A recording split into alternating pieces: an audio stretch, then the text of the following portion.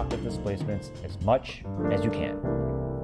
Before we move forward with learning the harmonic progression, let me talk a bit about walking the bass. My favorite approach is to limit the bass range in my head so I can decide when to switch octaves so that the bass does not go out of range. On the piano, for example, I try to avoid playing a bass line above this E flat, and that's really high for a bass note. So in my head, I have a picture of something like this. The green area is where the bass sounds best. The yellow areas are acceptable, but it's where I start considering doing an octave shift. And I try at all costs to avoid the red areas. For example, if I'm in B flat major, the bass line could be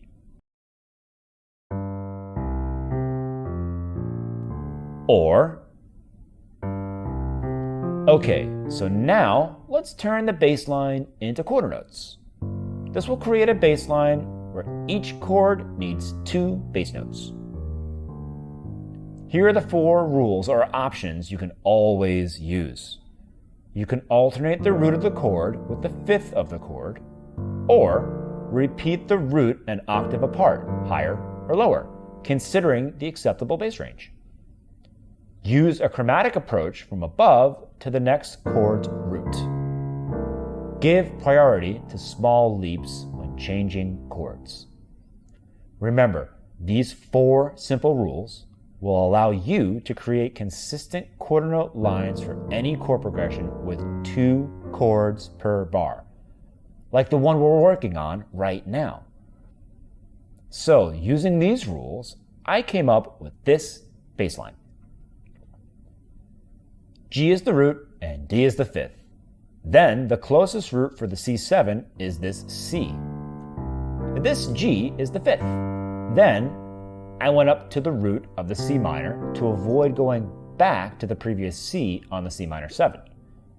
Next, I used rule 3 by using the G flat, which is the chromatic approach to the F7's root, which is the next note.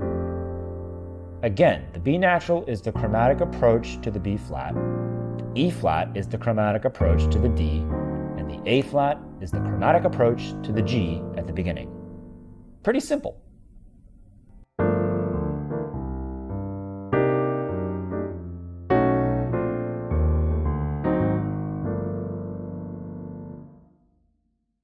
Great.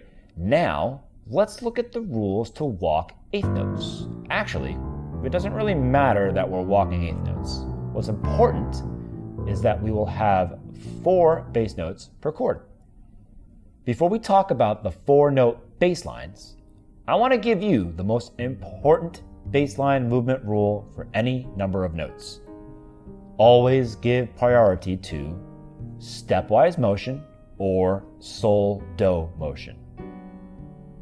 These are priority 1. Remember that. Here's the way I approach a 4-note pattern for the bass. Picture the 4 notes underneath a chord. 98% of the times, the first note is going to be the root of the chord above it. But I'm allowing 1% of the time to be the 5th of the chord, and as a rare exemption, some other chord tone. So basically, I'm always trying to play the root on the first note. Now I have 3 notes left. For the second and third note, I'm almost always considering the current chord. But for the last note, I'll consider the next chord, the target. So the rules or options for the first 3 notes are: use stepwise motion using the current chord scale, either ascending or descending, it doesn't matter. In G Dorian, I may play, or use only root and 5th in any order with octave displacement. Here are a few examples.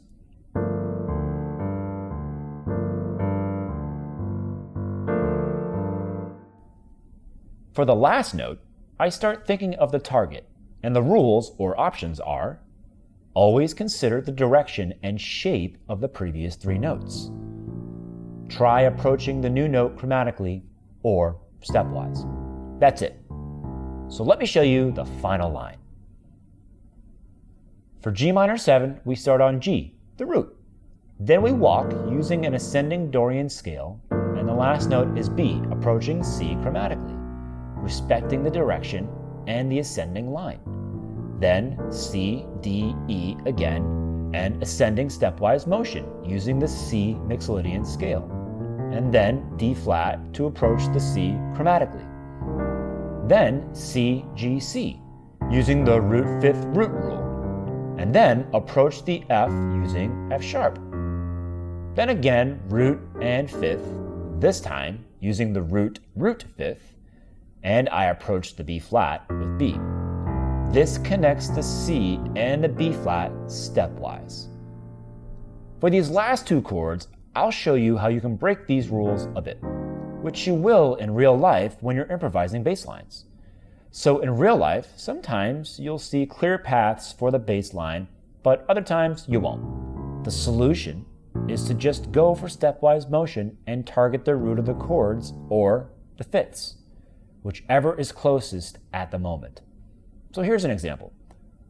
I play the root B flat and then go to D, which is a chord tone. And then I just walk down stepwise using the B flat scale. And when I get to the D, the closest note is its fifth, A. So play A and then play the D on the second note. The root is now delayed, which makes it a more interesting line. And then just target the G by going up. If you notice, I used an E natural here, which does not belong to the D7 mixo flat 9 flat 13, which is the chord scale. But I know it has to work because the ascending melodic minor scale in the bass works for any minor target. So although the solution was created on the spot, not following the rules exactly, it still works because it sounds organic and it actually gives priority to the important stepwise motion rule.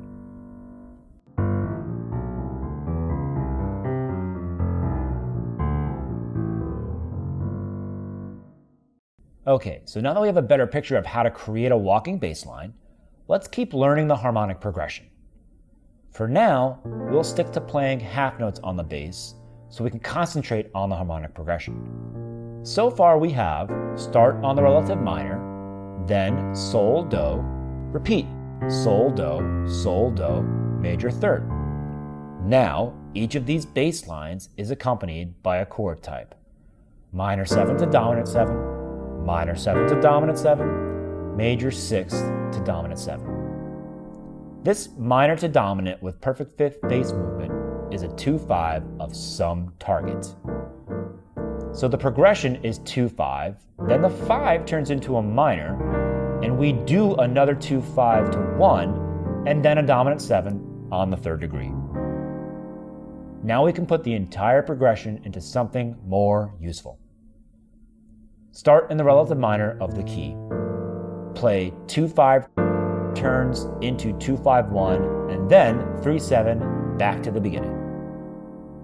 Please notice this is a shortcut. Harmonically, it's still 2 of 5, 5 of 5, to a 2-5-1, to a 5-7 of 6. That 3-7 is actually the 5-7 of 6, for example. So, we can think 2-5 turns into 2-5-1 and 3-7. Let's try it in D major. The relative minor is B. So B minor 7, E7, a 2-5, that turns into E minor 7, A7, D major 7, a 2-5-1. And then the 3-7, which is F sharp 7. In E major, the relative minor is C sharp. So we have C sharp minor to F sharp 7, that turns into F sharp minor 7 to B7, to E major 7, to the third G sharp 7. One more time. In G major, E minor is the relative minor, E minor 7, A7, turns into A minor 7 to D7, G major 7 to the third, B7. So I've been thinking about how I was going to present the next part for quite a while, because I want you to play the music in your head. That is, without your instrument. This is essential when practicing, since your instrument is just a way of extending your own self. you're not playing your instrument, you are playing music in your head, and then using your instrument to communicate what you have to say. So I've decided to create different challenges where I will give you the concept to visualize on a temporary grid. So here's your challenge of the day. Given the key,